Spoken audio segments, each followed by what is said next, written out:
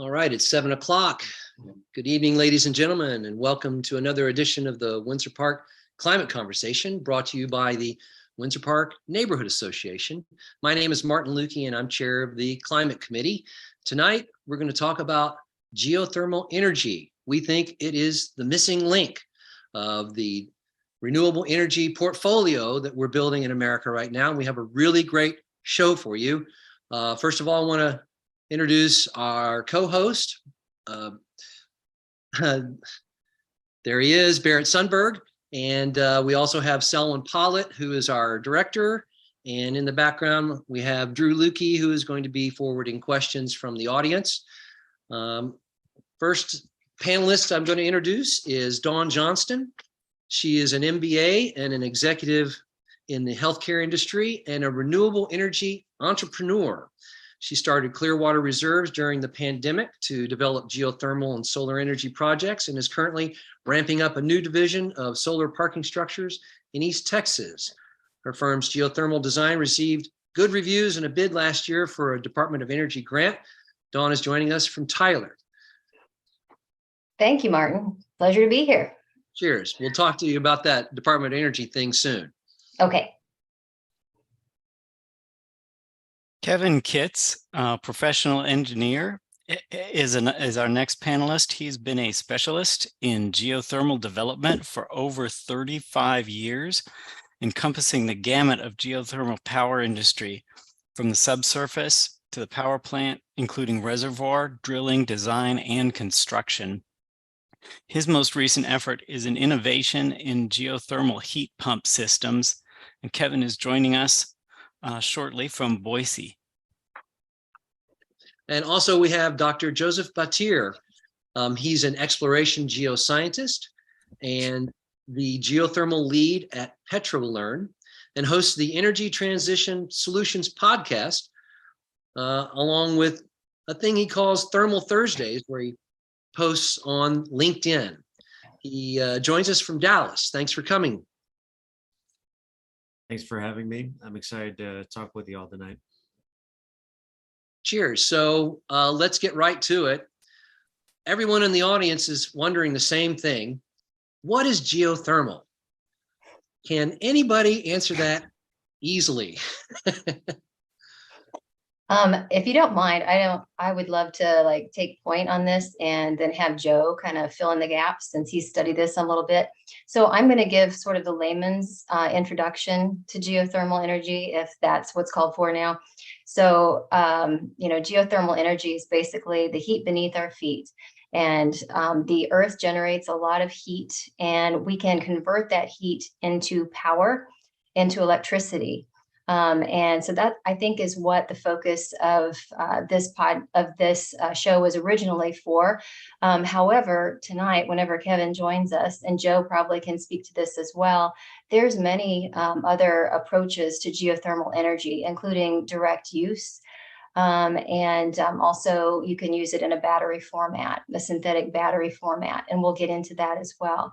So, but by converting heat to power, we're exploring a very important renewable energy resource that so far has been underexplored in Texas and really the world.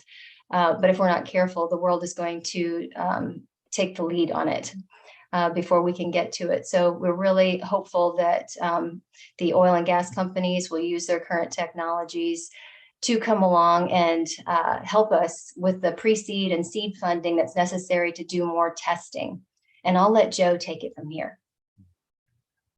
I think you did a great job covering what thermal is. The only thing that I would add in as a quantity size, because it is the heat beneath our feet, and you may be wondering just how big that is, and it is literally a fusion reaction occurring in the core. So there is more energy occurring right now below us, slowly trickulating. I'm having trouble with my words. It is coming up out of the ground at very small quantities, except for in very localized locations. And that's kind of what geothermal energy and geothermal energy exploration is trying to find those concentrated zones. And what Don pointed out is that there are ways to make that concentrated in a artificial way that we can all benefit from. But I will stop there. So let's get a handle on this. There's it sounds like you're saying, although it comes up gradually, there's a lot of geothermal energy. Can you help us understand how much geothermal energy there is in the earth compared to, say, the amount of fossil fuel energy that's in the earth? So when it comes to that, I should have done my research before this, but there's a paper by Zafar and Cutright from 2011 or 2012 that was just looking at Texas, and just looking at Texas, the amount of thermal energy below the feet, and there's a few caveats that we don't have to get into, but the physical amount of thermal energy there was the equivalent of 5,000 years of the energy that we needed as a full societal use today. Now, of course, that's because it's slowly percolating out of the ground, and it is not highly concentrated. But if you could utilize even a small percentage of that, that ends up being, instead of 5,000 years, maybe 500 years worth of all the energy we need. And that's just Texas. That's not the rest of the globe. So when that energy is percolating up, is that, when we say there's 500 years worth, is that 500 years worth total, that if we drew it, we could draw it for 500 years? Or is that like every year the amount percolating up is already 500 years worth if we could just get a hold of it?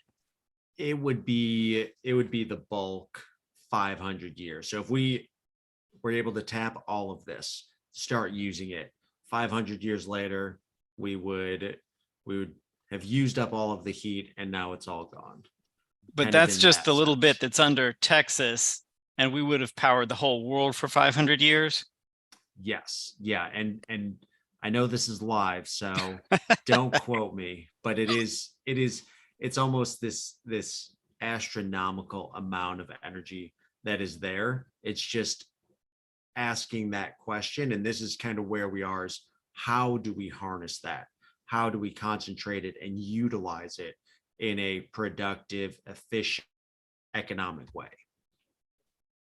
And this is a really good slide to show. This is from the future of geothermal in Texas, and that's something that I think we'll plug a couple of times in this broadcast, because this was an excellent collaborative research project by 5 universities in Texas and a couple of very important agencies as well that explore the geothermal potential. And they do, in the latter pages of this study, describe what it would be like to utilize geothermal the world over, and that there's enough geothermal potential to power the world. And so that's the loftiest of all of the scenarios that they pitch, but indeed there's a great deal of power potential in the earth. And I think Kevin probably has something to add there too. Yeah, well, I was going to point out that the earth has been holding on to its heat for 4.5 billion years and losing it to space for the same amount of time. So I think comparing it to fossil fuel, which we've been using for 200 years, it's pretty clear there's way more energy down there than we'll ever use. But what's fortunate is that there are many options for besides that deep geothermal. We can store cold in the ground during the winter or at night, and so we can use geothermal in that sense, the thermal properties of the earth, to store cold for refrigeration or industrial refrigeration. We can later on talk about storing solar energy and wind power in the ground to deliver it later, and we can also use geothermal heat pumps to heat and cool buildings in such a way that, and that's really that's not it's using the energy storage of the ground, but it's actually what I would call the world's most efficient solar energy source. So go ahead.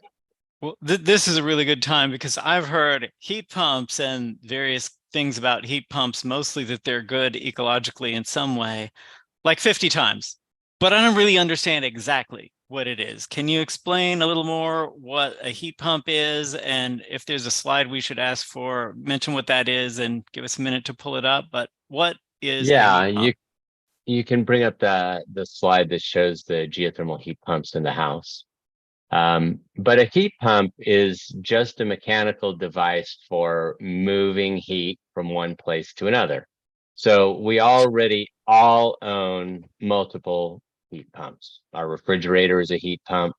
The air conditioner in our cars are a heat pump. Our air conditioning unit is a heat pump. And so all of those are examples of where we're moving heat from where we don't want it to where we do want it. So from inside the box to outside the box in all three of those cases.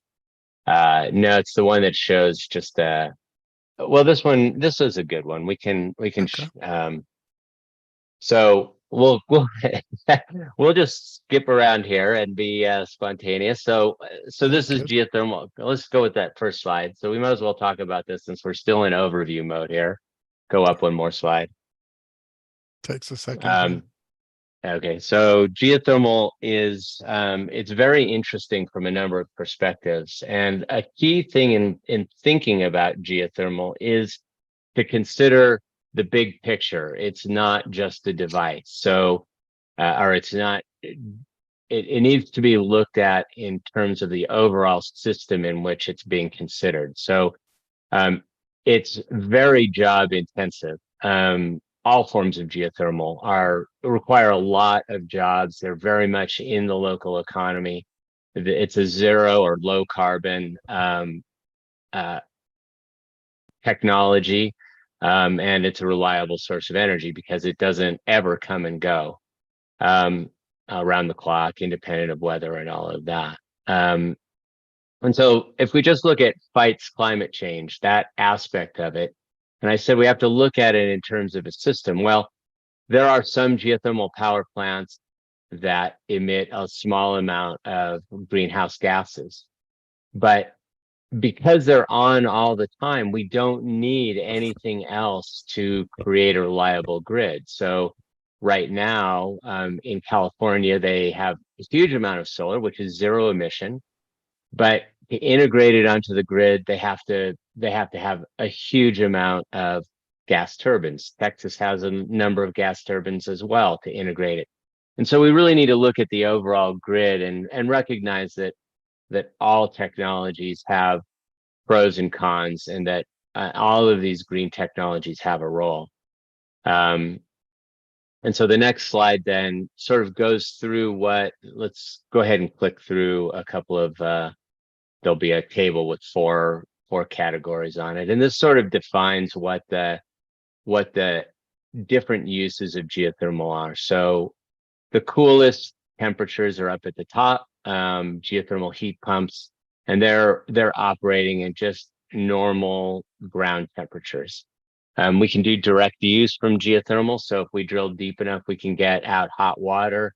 We can use that directly in food processing or greenhouses and these kind of things.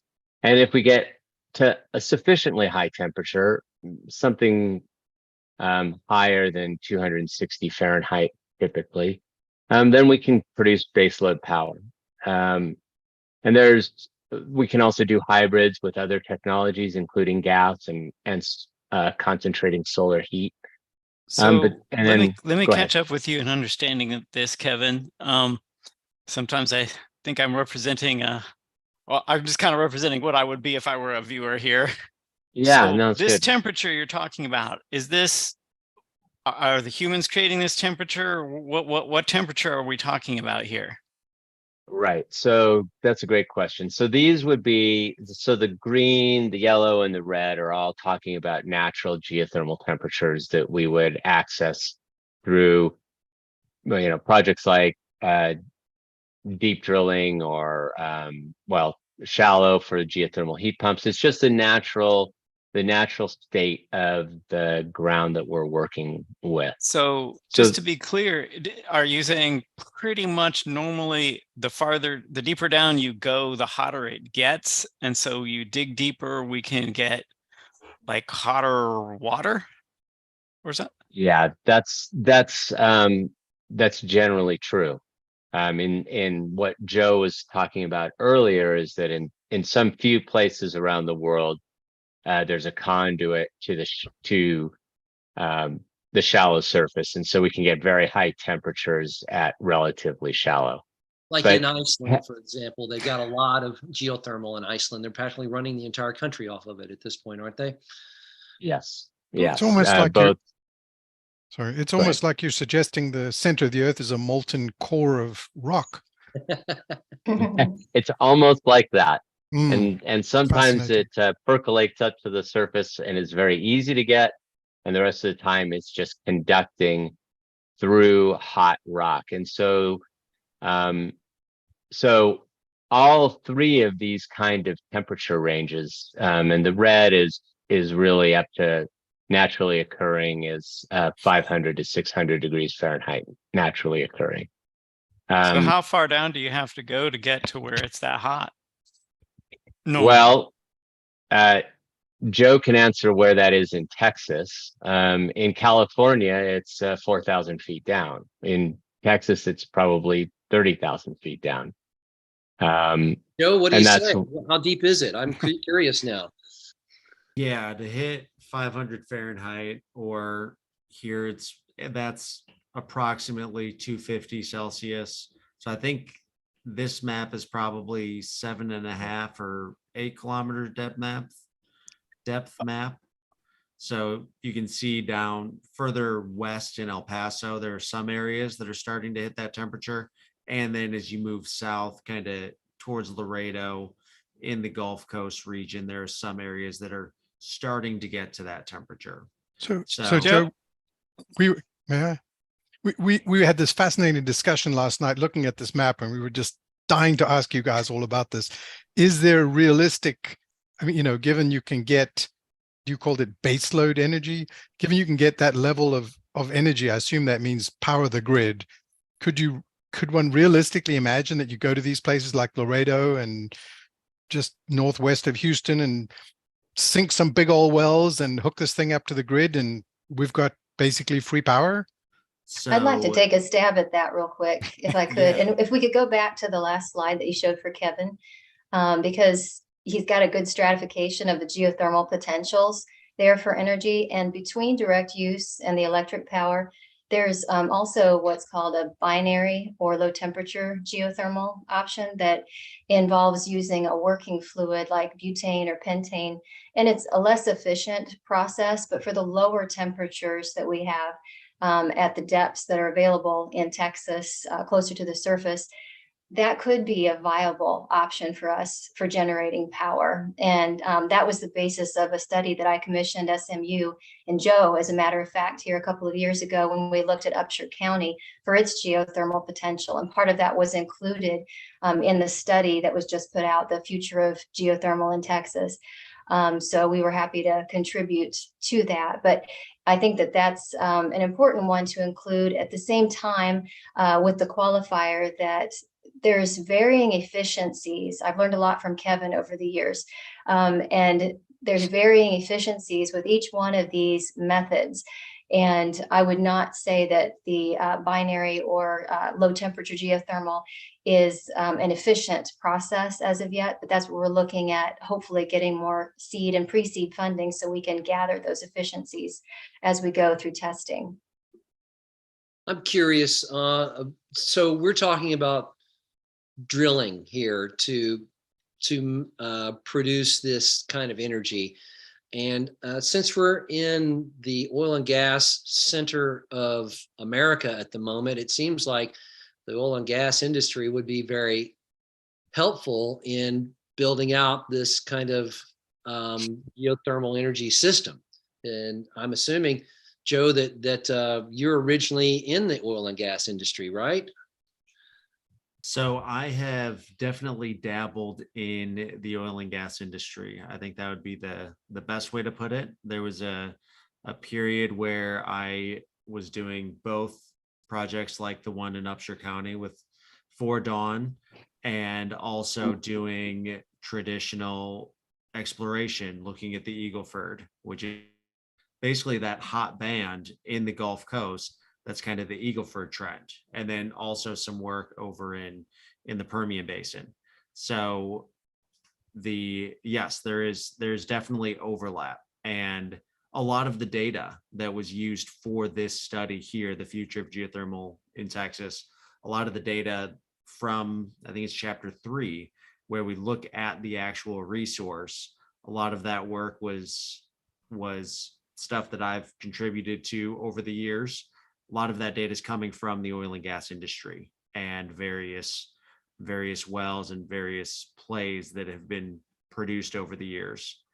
And with just going on that a little bit further, if I could go back to that other question of 6.5 to 7.5 kilometers, is that realistic to actually drill to? Well, the oil and gas industry has drilled wells to those depths, and that is where some of these data points are coming from that say we do have potential resources. Now, there are still technical challenges. I don't want to sugarcoat it.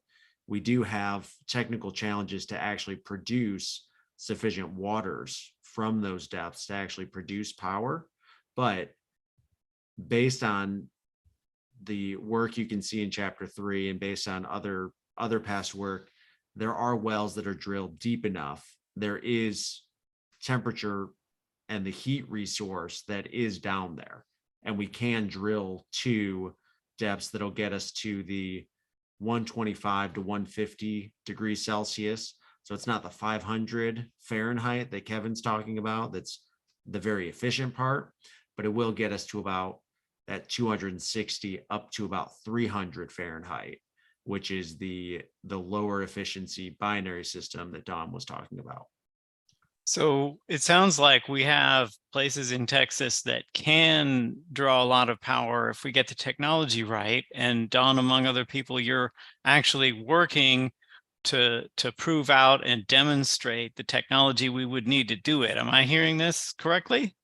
That was the aim, certainly, with the study that we looked at. And the more I spoke with Kevin in an informal fashion, there was research out there for a synthetic solar thermal geothermal model. And I don't want to overwhelm the audience here, but that was actually what we submitted to the Department of Energy for the Wells of Opportunity grant. And we did receive good reviews on that and an alternate status. So it definitely had merit. There's definitely a lot of research behind it, but what that encompasses is this 2-well system that Petrolern has is a good way of explaining it, and then I'll explain our project. So you see that you have cold water, relatively cold water that is coming up from the depths. Now, this is not potable water. This is brine coming from deep within the earth, right? So on this picture, on the screen, this is the blue water coming up on the left side? Correct. Yes, that is correct. And you see that it's getting heated there through a transfer process with these parabolic troughs. And that is the solar thermal processing.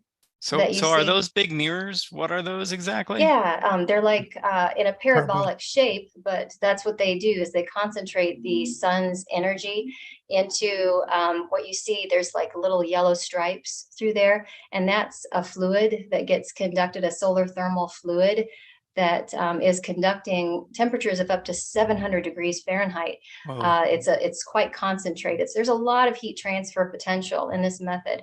And you can see as it heats that and it goes through the transfer process, we're going to store that hot water back into the formation through the wells that are there.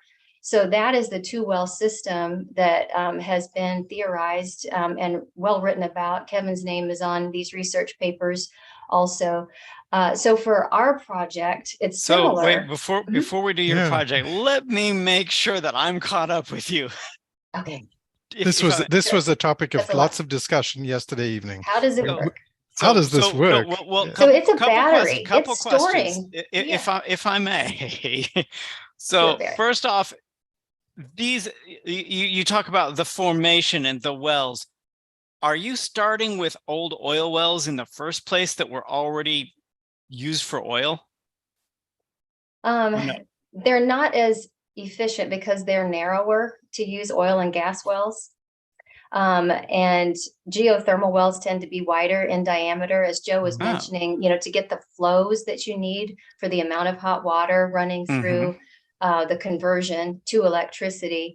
You really need, you would prefer wider. I say that, and I know that there was just recently some testing done in Illinois by a company. I think that research just came out today, as a matter of fact, and they proved that they could store the hot water and then retrieve it as well. So it did survive the testing cycle. We were aiming at a sort of wider type of conduit well. An injection well is what we used for our study.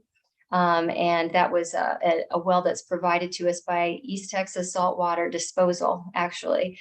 And ours turned out to be a one well system that we're storing during the day while we're generating power with the solar thermal in a bifurcated system where we're generating electricity by solar thermal during the day, while we're also storing excess hot water during the day for retrieval at night and on cloudy days and seasonally.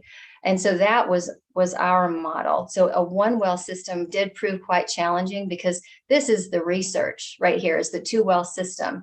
When we ended up with a one well system and a tight deadline, we were able to come up with this one well system and a means of generating 24/7 power, which was the challenge for the Department of Energy proposal for the grant, which again, we did not receive, but we got alternate status for. So that's encouraging for our next go round. But yeah, this is a geothermal battery. It's a synthetic geothermal battery, as you see, but this is the sort of thing that you could do almost anywhere, including Texas, and that's what we're looking at. Go ahead, Selwyn. I think where we got stuck was we got that these are parabolic heating facilities and that you're storing the heat in the ground. That was useful. Not understanding the reference to synthetic, but it seemed like when you want to use the heat, do you reverse the pumps and so the hot water gets sucked back up, goes into the little generating turbine, I assume. Then for some reason it's going through a bank of fans and going back into the cold side, it looks like. Is that, can you explain what the purpose of that is, or So am I can just Joe. walk you through that real quick. You've understood Before the blue well. Did you have something, Kevin? Just that there's another slide that shows both charge and discharge. It was a PDF that we sent. So while Joe talks, we can try load switch that, to yeah. that. Yeah, so right now it's shown in the charging cycle. You've got the blue wells and the red wells. You pump out cold water, heat it up, pump it back into that same reservoir. And then once we get them up, I think it'll be a little bit more clear showing the difference. And I think Kevin also added the sun versus the moon. So that way there's another visual cue there. I found it. Now, I think. Joe, All this right. this design that we're looking at, this is from Petrolern, which is a company that you work for. So Yeah. y'all are inventing this So idea? we are not inventing this idea. There is lots of research done by the national labs. As Dawn said, Kevin has been on many of those and has been an integral part of that research. And the concept of thermal energy storage is not a new concept. That has been ideated and has been put into publications, and numerical models have been made on it. What we are doing is, I guess the way to think about it is producing oil. That's not a new concept. That's not a new idea, but how you actually get the oil out of the ground, what kind of wells you drill, where you stimulate, how you pull that out. That is kind of what people think makes them special. For us, we have specific ideas around this that I guess we think make us special. Kind of how we all have something that makes us special, and we've got something with this that we think is going to improve the overall efficiency and how we think we can drive the price down even further. So you want to run us through where this is the discharge recover cycle. So Yeah. obviously you go ahead. Yeah, so you've got the charge cycle that you see on the left, you've got the sun, it heats up. Now, once it's the nighttime or it's out snowing or cloudy, you have the discharge cycle where you are producing water from the hot side. That produced water is running through the geothermal turbine. This is all Is that blue basic. thing? That's the blue thing on the far right. And when you So- do that, you produce electricity, you put that out on the grid, and now you're running that produced water through a cooling system.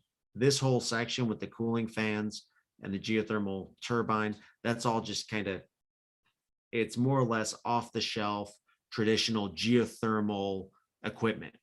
Why do So- we need to cool Yeah, it? I We was couldn't wondering the figure same that one thing. out. Yeah, This so is, go ahead, in, Jeff. Because it's hot as hell, right? so once you want to ultimately pump that fluid back into the ground, and part of that cooling system is actually, if we're running a binary system, it would be cooling the binary produced fluid. I can see Kevin wants to jump in here, and He's smiling. He's got a big smile on his face. He has he's a big actually Tell, the- smile. talk to us, Kevin. he's the surface engineer, so I'm gonna let him talk.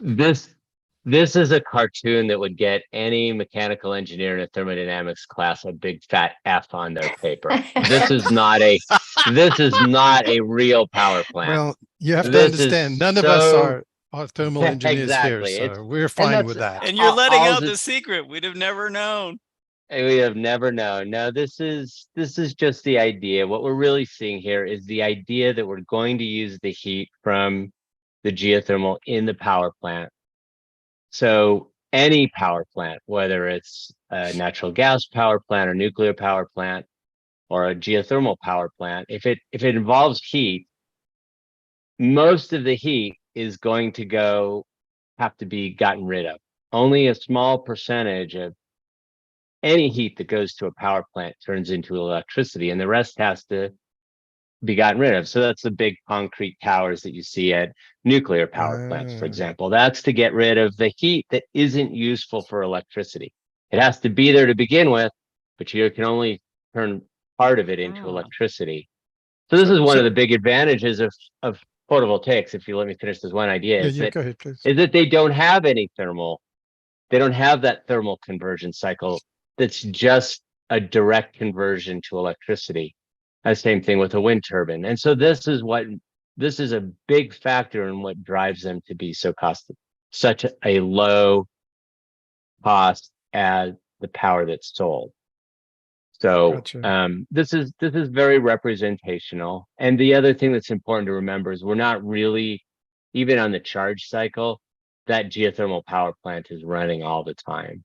So it's producing, this thing is producing power all the time. It's just that unlike a concentrating solar plant, which is the parabolic troughs, which can only produce power during the day, or if it's got thermal storage for a couple of hours after. With this system, the synthetic geothermal reservoir, it's called synthetic because we created a hot reservoir where there wasn't one previously, or artificial. It's not a naturally occurring. The initial temperature of the rock is irrelevant. It could be anything. And are these very deep, or these, I guess the point of these is they're not that deep, right? So you don't have the cost of drilling down 10 miles or 20 miles, right? Yeah, I think Joe can really talk about the geology and the advantages of pursuing the low temperature that Don mentioned, pursuing the synthetic geothermal reservoir, and recognizing that Joe keeps using metric because he came out of academia. So for those who don't speak metric, 7 kilometers is 4.5 miles. So that's really deep for geothermal. There are no geothermal wells, for commercial geothermal wells, that are that deep. So we will get there, but we're not going to get there in the next 10 years. We will find other ways to develop geothermal in the next 10 years. But So, Joe, you so wanna we're talk- not, tell me if I'm catching this, Kevin. You're saying, well, in Texas, we're not going to drill 4.5 miles down just to get hot water to make power from it. But there's other things that we could be doing. And one of the other things that we could be doing is sort of represented in this drawing, right? The key concepts are in this drawing. Yeah, exactly.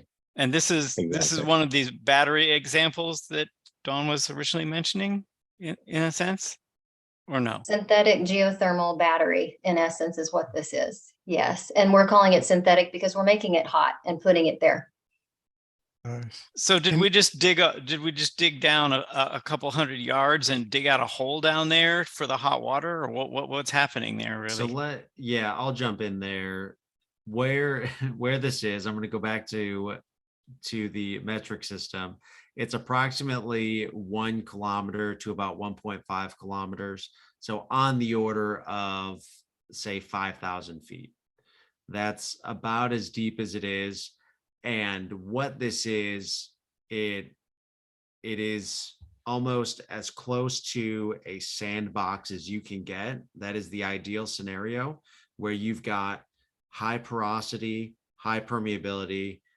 And what I mean by those are anywhere from around 15% porosity and 100 millidarcies. Now, those words don't really mean anything. Why I start with, it really is like, it's a solid sandbox. That is kind of what we are thinking of. at So that are you depth. saying that you're picking a spot that just happens to have the perfect geology down there? Well, You hope? I guess you could say yes, but it's actually very common to have that geology. So Nice. it may be the perfect geology, but it's also a very common geology. Okay, but we're not making it. It's just something that's there already under Yes. many places in Texas, you're saying? Yep, it is already there. Hey, Barrett, I think Martin had a question. Well, we're really deep in the weeds on this technology conversation, and I want to bring it back to the audience being able to kind of wrap their arms around what it is that's going to happen soon, what it is that they can do at their own houses, and furthermore, how.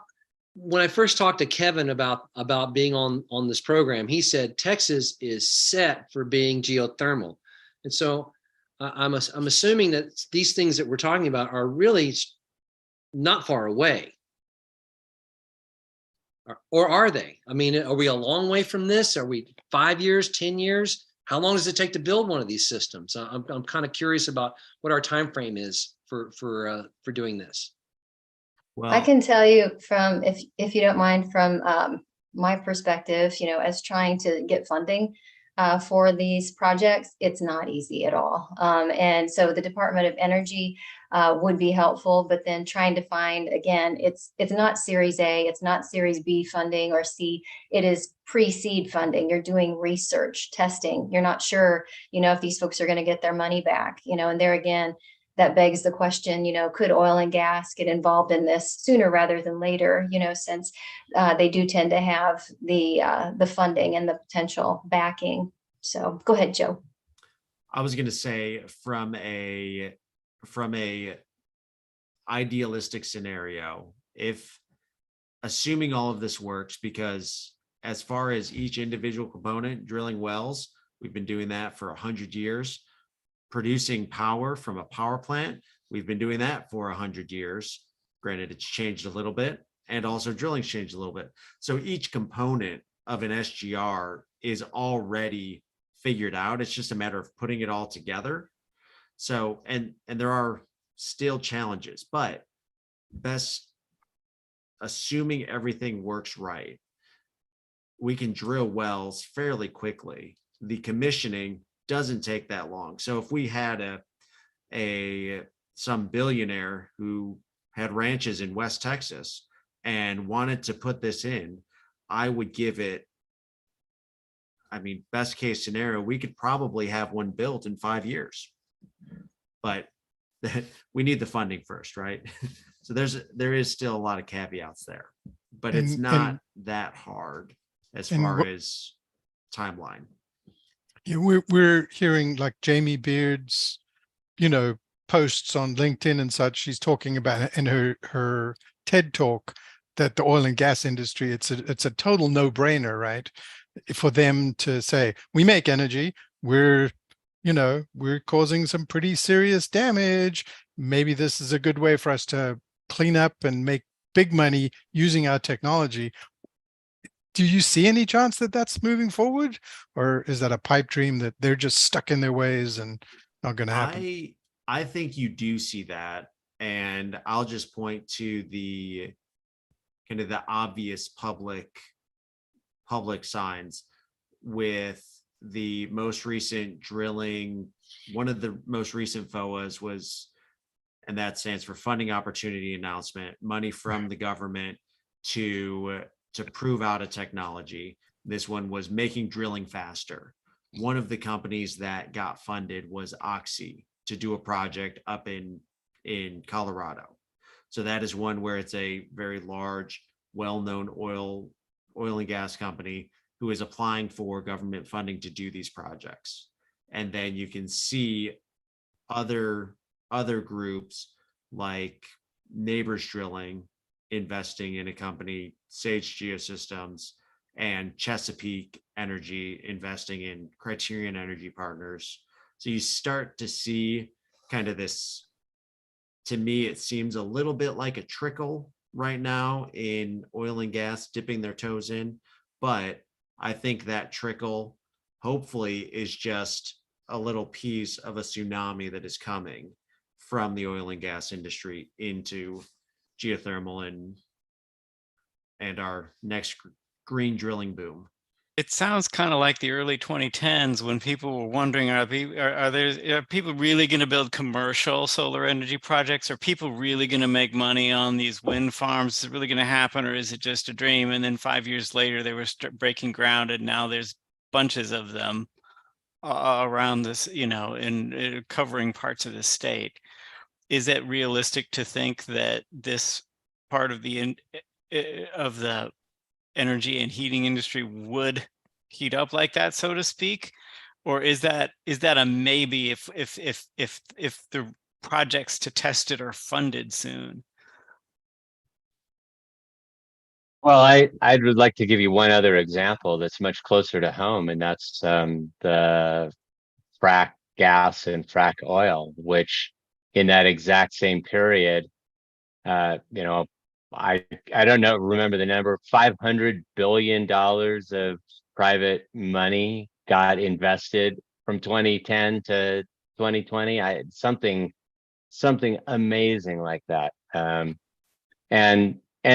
And what was that? That was oil and gas companies investing money and creating technologies that were known but not commercial. And so I think all aspects of geothermal drilling are exactly the same thing.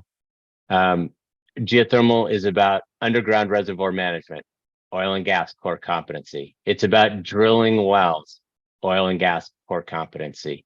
It's about operating in the energy market, core competency. So the pieces are all there. There will be oil and gas companies that refuse to go, and there will be oil and gas companies that latch on and do very well. I mean, that's the exact pattern of frack gas. I mean, all around Exxon's headquarters, people were drilling very successful frack gas wells, and they didn't even have any leases. So, there will be winners and losers. Did somebody do that in their backyard? Is that what happened? They didn't even have a lease. They just did it themselves. Is that what you're talking about? No. It was Exxon I mean, didn't have the leases, right? Exxon, he's teasing, but yes, Exxon didn't get any leases, and all around their headquarters, people were obtaining leases and fracking shale profitably for gas. Well, we've had some questions raised, and we'd like you to address them for our viewers about fracking. And, you know, there's at this point, there's people from an environmental perspective who definitely do not like fracking because of you know, feeling like it's going to everything from increased pollution to cause earthquakes and maybe put water supplies at risk. Would any of these geothermal projects do things of that nature, or are we safe against them for some reason in geothermal? How safe could we expect it to be, and how confident can we be of that? So Joe's answer when he was explaining about high permeability. So permeability is the ability to move water through the rock with low friction. And that's the kind of resource that we need. You can't actually frack that for that very reason. There's no reason to frack it, even if you could. So the synthetic geothermal battery or synthetic geothermal reservoir does not use fracking. There are really very few technologies that would geothermal technologies applicable in Texas that would involve fracking. I'm not aware of any real serious efforts along those lines. None come to mind anyway. So it's so I don't think that's a concern in Texas. I but think I'll let Joe talk about that too. Yeah, I'll just jump in here real quick and say that to Kevin's point, we are trying to have very high flow, which means we don't want to rubbleize the rock to pull out these small gas molecules that are very, very difficult to get out of the rock. So the idea of fracking, I think there's a few different levels, if you will. I've heard it compared to something like a frack slap, frack punch, and like a frack bomb, something like that, where when you're talking about like actually trying to get out gas, like you bomb the reservoir to open it up. But we are below any of those. If there is any type of stimulation, it is simply just to try and open it up a little bit more. I think we saw, sorry, I interrupt you. Yeah, so I think that it is kind of, when you're talking about enhanced geothermal systems, there is some type of stimulation that is planned. And to Kevin's point, we don't need that with SGR. And for things like geopressured systems on the Gulf Coast, we don't need stimulation. And when you get all the way out to El Paso, once you start getting into the Basin and Range and the Rio Grande Rift, we don't necessarily need stimulation. So the places we build these projects, it should be nice and clean by design. You're picking the right spots and doing things that should be, from an anti-fracker's perspective, very clean, safe projects mostly. I'm saying there are plenty of opportunities where I don't think we need to stimulate in order to have a successful well. Now, I would challenge the anti-frackers a little bit in saying, if you've sunk $10 million into a well, if we can stimulate that and save that well in a safe, environmentally friendly, and effective way, would you rather have us throw $10 million away, or maybe spend another $2 million and have clean, sustainable, reliable, resilient power? I imagine there's got to be some anti-frackers if I'm understanding what you're saying we can take some potentially dirty former fracking projects and turn them into something nice and clean that generates reliable, low carbon or no carbon heat or power. That seems like a double win from an environmental perspective. Am I understanding this? Yes, I would say there there's definitely a repurposing opportunity there in terms of utilizing stimulation technology to enhance reservoir productivity and use that to produce green energy. So when It's not, I watched, but that's not sorry. where we would start. That's not where we would start. We're going to start with the sandbox because Yeah. there's no Obviously. reason to take geothermal to low permeability.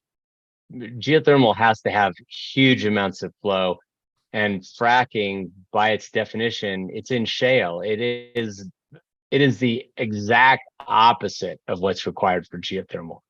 Can we salvage and reuse, repurpose fracked wells? I think it's worth considering in this sort of a manner, but that's not the place to start, almost certain.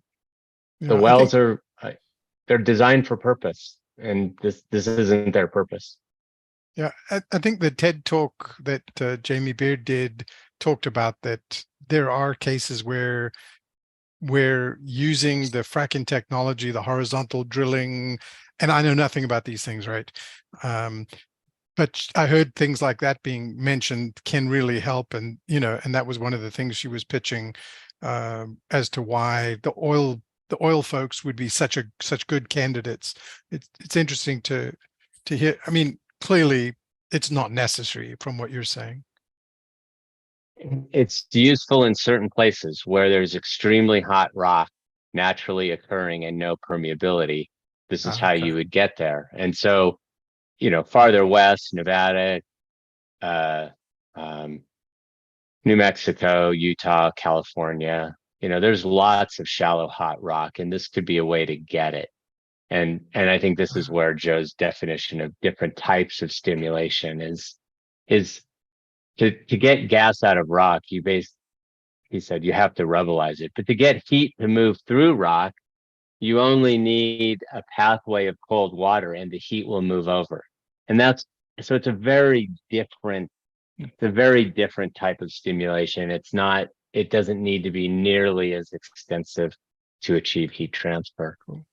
So Also, I'm not sure about the schedule, but I mean, we've spent a lot of time on SGR. It's one of many technologies in Yeah. geothermal. We can keep going, Well, or I was actually please going to fill ask us if you in. want to, if you want me to bring up your PDF, this GHP for Windsor Park that you sent. Looks like it's got some more stuff that might be what you want to talk about now. I love to talk about geothermal. I'm willing to stay on for another 6 hours. So whatever works for Good you man. guys is fine with We me. want you to tell us as clearly as you can what people need to know about geothermal and what its possibilities are in Texas. All right. About- So go ahead. I was Sir. saying, how about this slide? Would it be a useful one? Yes, this is good. So again, we're talking about a heat pump now. So we can move. So a heat pump, when people say I have a heat pump at my house, usually they mean that the source of the heat is going to be air. And just like in air conditioning, we take heat from inside the house and we get rid of it to the air outside the house. Well, we can also reverse that. We can take heat from outside the house, concentrate it, and move it into the house. And so that's a heat pump, an air source heat pump. But we can also use what's called a geothermal heat pump to do the same thing. So we can take heat from inside the house and put it into the ground, using water to transfer the heat into the ground. And then in the winter, we can reverse that, and we can take heat out of the ground, concentrate it, and move it into the house. And so the key distinction here is that what we've been talking about is either putting heat into the ground or a natural geothermal heat that's coming up from the direction of the center of the earth. But the ground temperature is set by the air temperature. So whatever the average air temperature is over the year, that's the temperature of the ground. So the ground is warmer in Houston than it is in Billings. And so and so it's solar energy. And so this is extremely efficient solar energy. And It completely decarbonizes building heating. It also has massive benefits for the grid. So imagine that picture your air conditioning. When it's 105 or 110 on a peak day, you're trying to cool your house with 110-degree air. And if your air conditioning unit's on the west side of the house in full sun, it's probably 120-degree air you're trying to cool your house with. Well, that difference makes the air conditioner inefficient. And air is not a very good heat transfer unit. If my oven is at 400 degrees, I can put my hands in the oven and take them out, put them in, take them out, no problem. If my noodles are cooking on the stove at 200 degrees and I reach my hand in, I will not have dinner. I will be going to the hospital.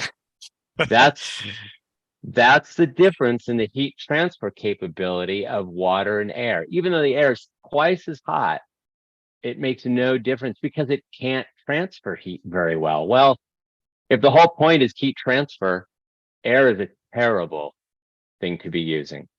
And so geothermal heat pumps are using water to do that. And when it's 120 on the west side of your house, the ground is still at 60 degrees. So it's a better heat transfer and it's cooler. Now, when you have the polar vortex come rolling in and the temperatures are 20 degrees, we've probably all noticed that when it's 20 degrees, it's cold.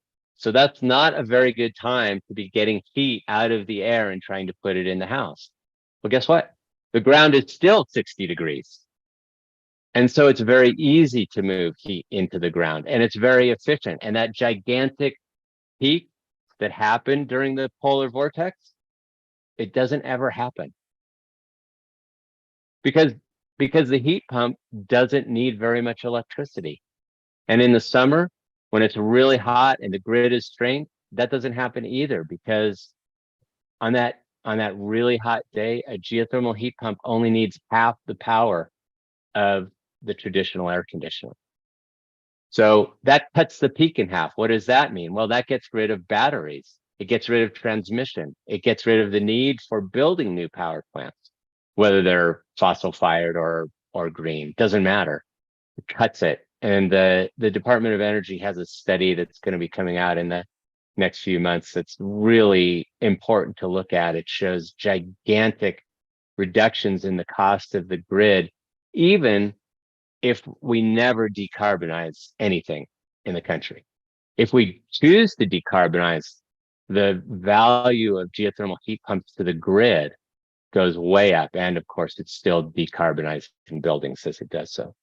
So geothermal heat pumps are an incredibly valuable tool for carbon, for grid costs.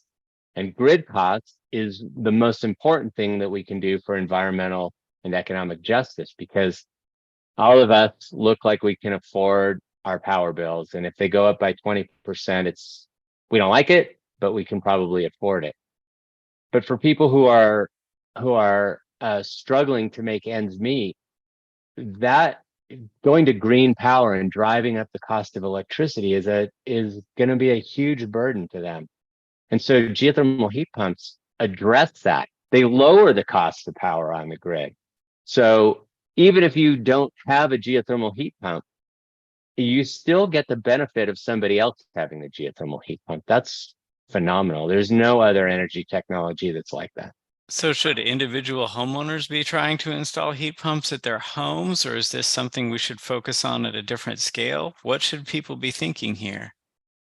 Well, the federal government in the Inflation Reduction Act just gave people a 30% tax credit to install this kind of system in their homes. So that is going to really improve the economics substantially. But these tend to be one-off specialty things. And, when to your example about solar power, rooftop solar power, I mean, it used to be $50,000 to put an array on your roof, and now it's $15,000 or less. that was partly technology, but mostly it was just economy of scale. And that same thing could very easily happen with geothermal heat pumps. So that's an individual building level, but then there's district building. So in an area that has a commercial and schools and multifamily apartments or hotels and individual homes, those buildings all have energy uses at different times of the day. And so it spreads out and levelizes. And in heating mode, the data center is producing heat. The house needs the heat. And so you just recycle the energy from one building to the other. And so if you show that next slide that you popped up there, this is the idea of a thermal network. So there's a number of ways to do it, and this is a different type of geothermal energy storage that I'm showing here. So we can do this with just ordinary geothermal heat pumps, and it works great. There's Colorado Mesa University in Grand Junction, Colorado. It's a very cold climate. They haven't burned natural gas in 10 years because they just recycle the heat from one building to another. They cut their energy use, they cut their water use for cooling in the summer by 50%.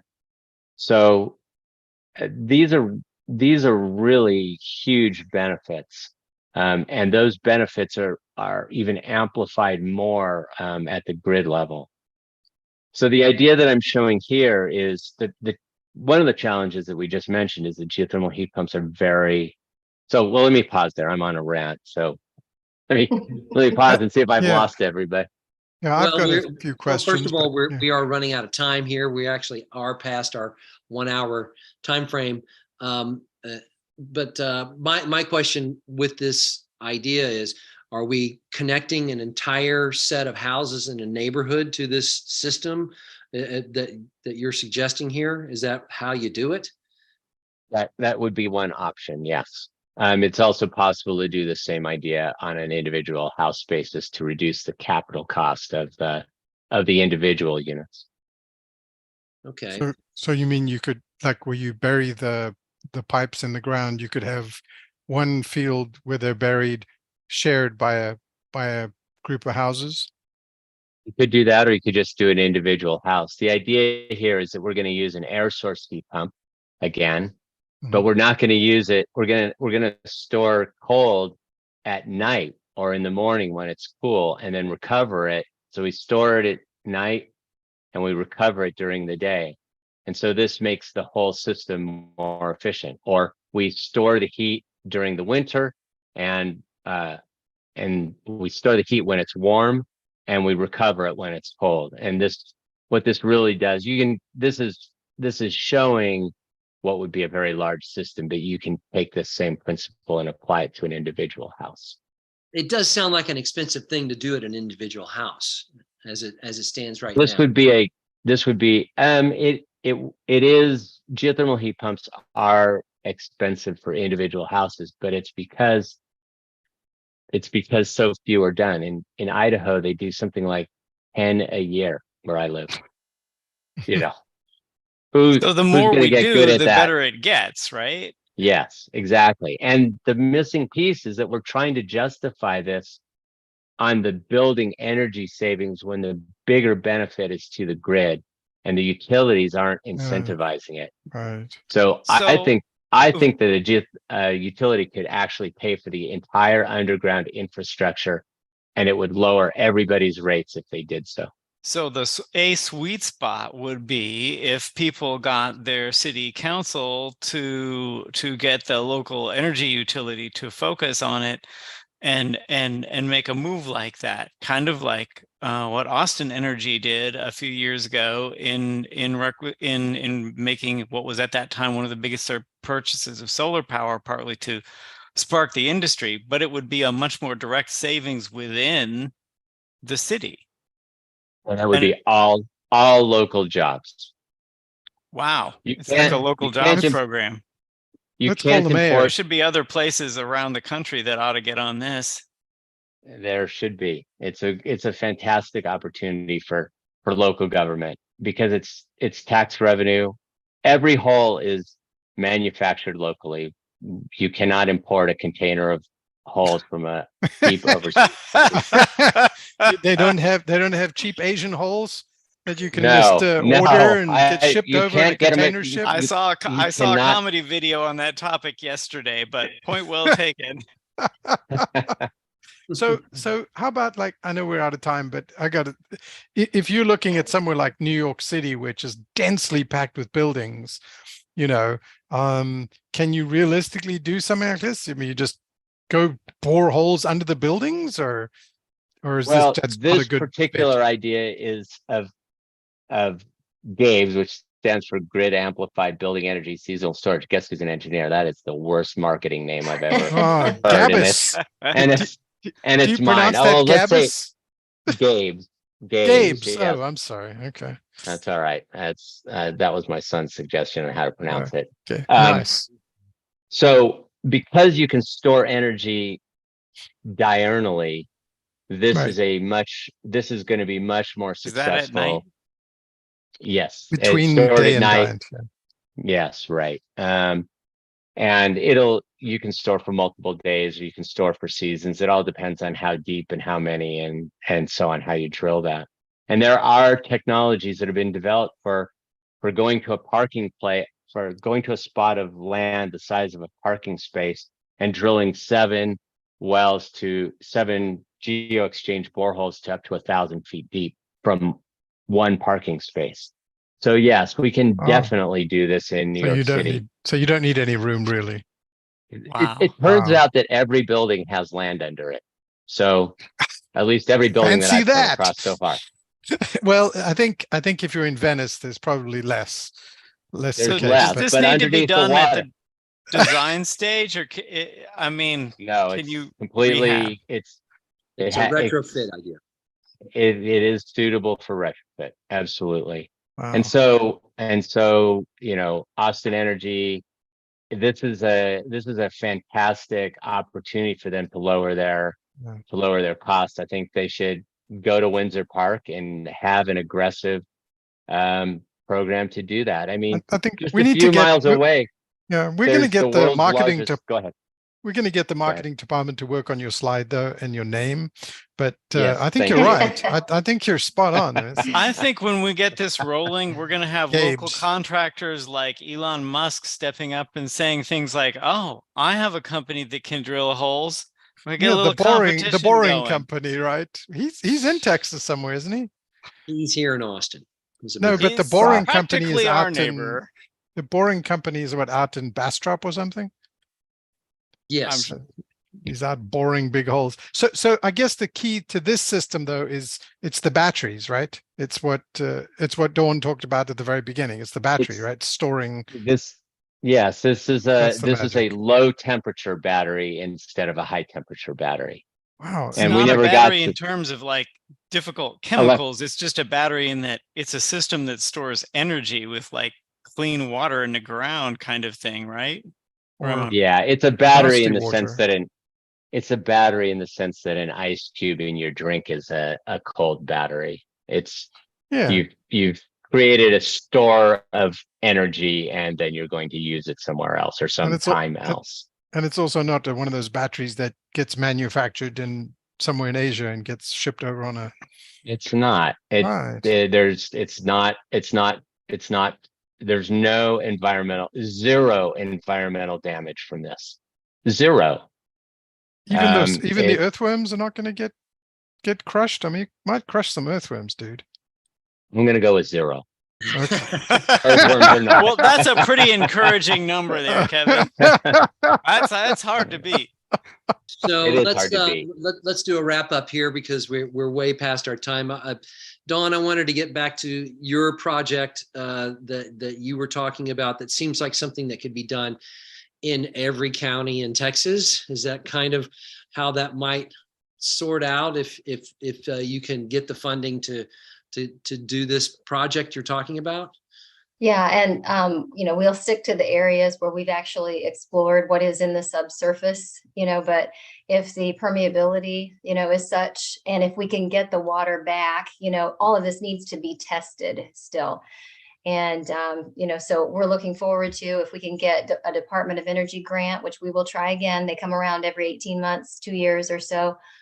We've also tried to do some fundraising at the NREL conference in a sort of speed dating arrangement. There's lots of investors that are there annually, and that's coming around again in April or May. But I think that we're going to end up trying to find investors close to home. That's the way we've been directed. So if we can find oil and gas investors that are interested in the pivot, even though, we talked about it's, as Maria Richards, who couldn't be here tonight, has said, it's not their business model. They're used to extraction and making a lot of money in that regard. This is a lot of upfront capital to build, and then there's no supply, though, that feeds it. There's just the maintenance costs that are ongoing.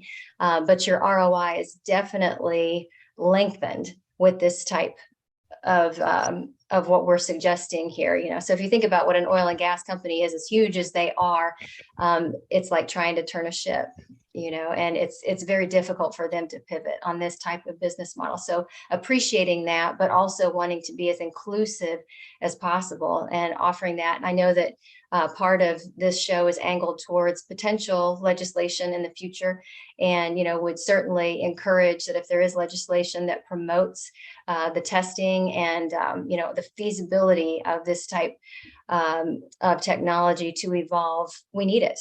And there's great potential here, and it's clean, it's better for our beautiful state, and sure hope that we can do something there. Well, you never know. Maybe we'll have a viewer who knows somebody with a couple $1 million that wants to change the world. They can contact you at Clearwater, right?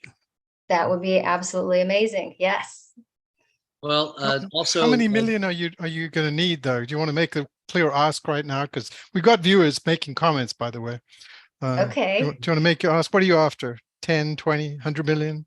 Yeah, actually, what we submitted to the Department of Energy was on the order of 5 million, but it's scaled over a period of 5 years. Like Joe was saying, this can be built in a 5-year period with specific go, no-go checkpoints where we decide, is this feasible or not? So we limit the amount of actual cash outlay, and we don't proceed if it seems like we need to pivot and go another direction. So we're very careful with people's money.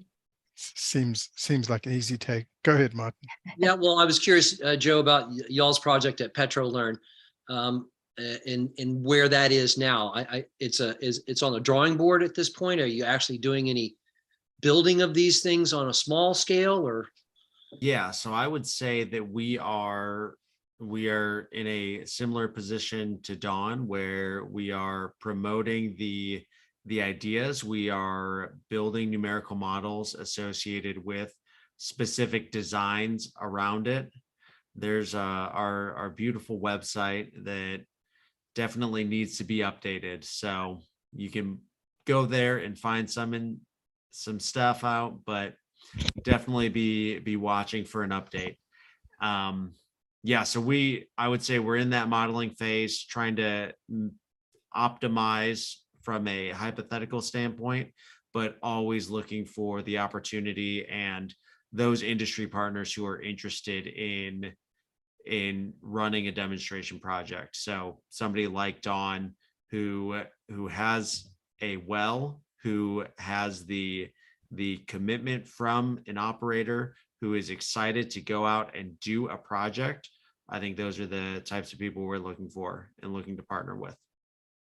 And Kevin, you've got projects that you've already built or have been involved in. Is there anything on the horizon that is of value here to our audience right now, on something that you're working on? I think that there's great opportunity for geothermal heat pumps in new housing developments. And I was going to say that the country's largest geothermal heat pump development in residential is just a few miles east of east of Windsor Park. It's called Whisper Valley. Whisper Valley. Oh Um, yeah, I've heard of that already. That's Sure, supposed to be yeah, really and a cool. very, very innovative, insightful project. But I think that there's the Gabe's idea is really better suited toward large industrial buildings as a one-off. And so for buildings that are looking for a decarbonized solution, and of course, new build is always cheaper than retrofit, right? I mean, that's just goes without saying. And what's super interesting about that is that for a building of that scale, a building owner could get up to 50% of the total cost of their HVA, of their heating and ventilation, air conditioning system back as tax credits from the federal government, depending on the county that they're in. And so this should actually be the cheaper way to build a new building right now.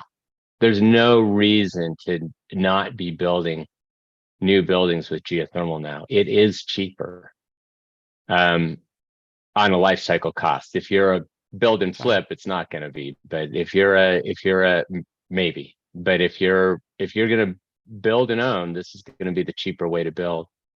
I also wanted to point out that for both Don and Joe and Petrolern's objectives, a good way to do this is that if there is a company that needs 250 to 400 degree heat, that's going to be much lower cost to do it.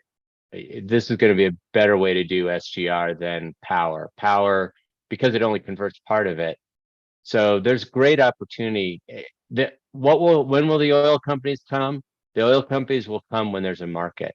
And where is the market? If there's industrial heat consumers, and they say, I want this, they can put it out for bid and they will get companies bidding on it. So, it's important to sort of flip the narrative around. The oil companies will drill it if there's a market. So as consumers, we have power too by contacting companies and saying, how clean is your power? Are you going to use geothermal anytime? You have a factory. Can you use geothermal? Things like that, right? Can you replace the natural gas boiler that you've got with a geothermal boiler, a synthetic geothermal reservoir boiler from Clearwater Reserves and their partner, Petrolern? I like what you did there.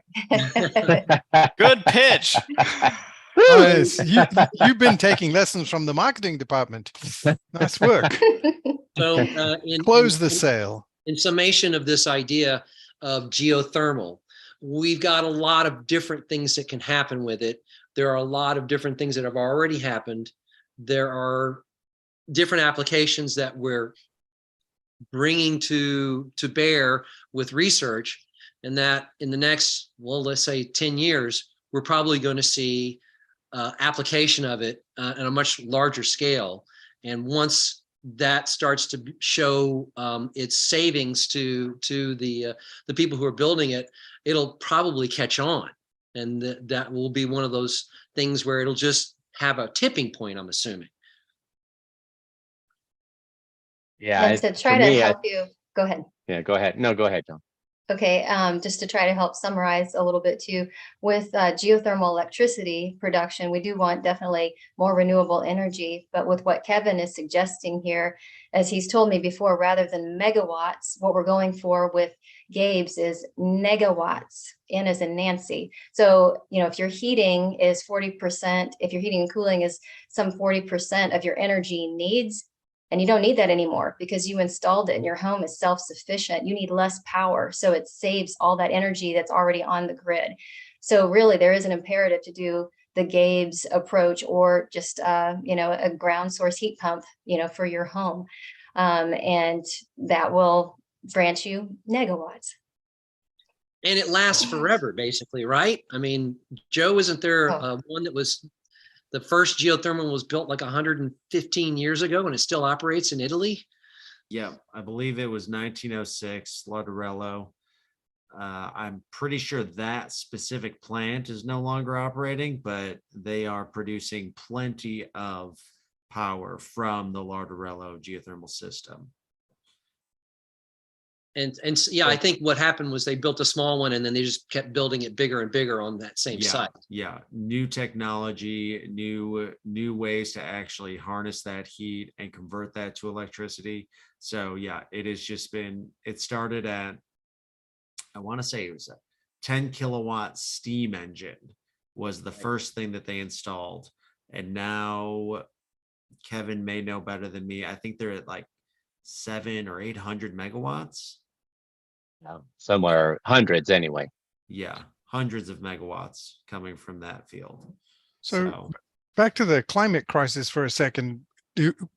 How much of the solving this problem is going to be handled by geothermal? I mean, we have this idea that it's really the missing link, in terms of generating vast amounts of energy, heating and cooling. You've clearly pointed out some amazing things there. Storage. How much of the climate crisis, the solution to the climate crisis, does this represent, do you think? So I'll give a shameless plug here for my podcast. I have a podcast called Energy Transition Solutions, and I have people on talking about everything on there. And the one thing that I'm convinced of is that it is kind of an all of the above solution. We need hydrogen, we need lithium and EVs for driving around town. But ultimately, every person I talk to makes me that much more bullish on geothermal, because we need to reduce our total amount of consumption. We need to increase our negawatts, as Kevin and Don point out. And then we also need to have we don't need the strongest, most secure base load there is, but we need more base load power, and we need to get as much of it. We really do need as much as we can handle. So and do you have to wear a bow tie to listen to your podcast, or is no. Okay, you just want to make sure. You don't have to wear a bow tie to listen. Okay. But I do think that geothermal is, to your point, that critical piece that with every megawatt of geothermal power, or every negawatt of heating and cooling that we can remove from the grid, we open up more opportunity for things like wind and things like solar and things like hydrogen production, green hydrogen production.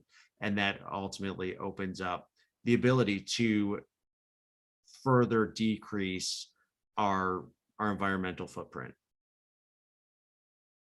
So the base load, by the way, for our audience is that energy level that is always there, that we have to depend upon. The thing that disappeared when we had our terrible winter storm 2 years ago in Texas, the base load went away. It got reduced dramatically, and so the idea being here, if we can build enough geothermal over the next, say, 30, 40 years, then we can increase our base load that is not fossil fuel driven.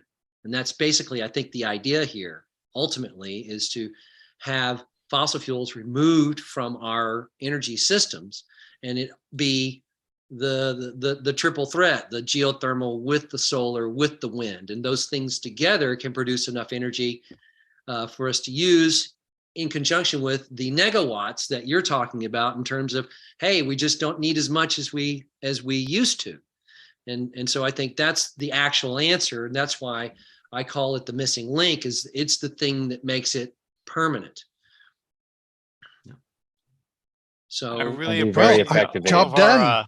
Job done. Our panelists here. I know that report that you were showing at the beginning, Selwyn, was about Texas becoming net zero carbon emitting state by 2050, and I realize now it's not hyperbole. It's not a wild scheme. It's a doable thing.